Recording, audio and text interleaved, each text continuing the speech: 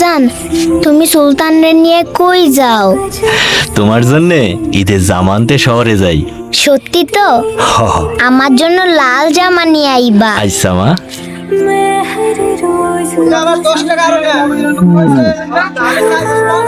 জি না গরু নাম রাখছে সুলতান।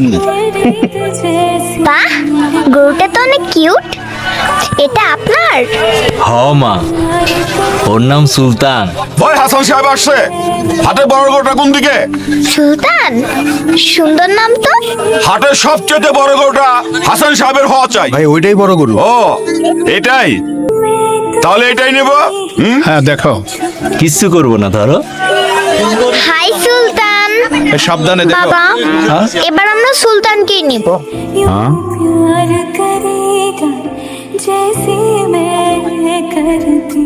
লিসা মামনি, এইটা তো অনেক ছোট গরু। বাবা, কোরবানি পশু কি সবচেয়ে বড়ই হতে হয়? ছোট বড় তো বিষয় না, পছন্দের পশু কোরবানি দেওয়াই তো আসল কোরবানি, তাই না? হ্যাঁ তাই তো মামুনি। এত ছোট গরু নিয়ে মহল্লায় ঢুকলে পরে মান ইজ্জত কিছুই থাকবো না। বস ওইদিকে। থামো চান মিয়া, আমার মেয়ের মুখের হাসিটা দেখেছো? তাই আমি ঠিক করেছি ওই সুলতানই হবে আমাদের এবারের ঈদের একমাত্র কোরবানির গরু। কি বলো মামুনি? থ্যাংক ইউ বাবা। থ্যাংক ইউ মামুনি। হ্যাঁ দাও।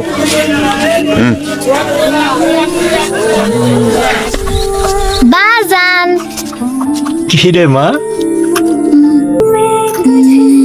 বাজান, সুলতান কই? মাগো, সুলতানরে তো কোরবানির জন্য বেচে দিয়ে আইছি। কিন্তু দেখো, সুলতান তোমার জন্য কি পাঠাইছে।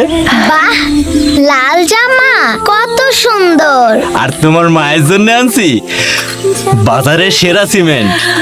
অহন ছাদের কাজটা কইরা ফেলামু, তাইলে বৃষ্টি পানি আর করবো না।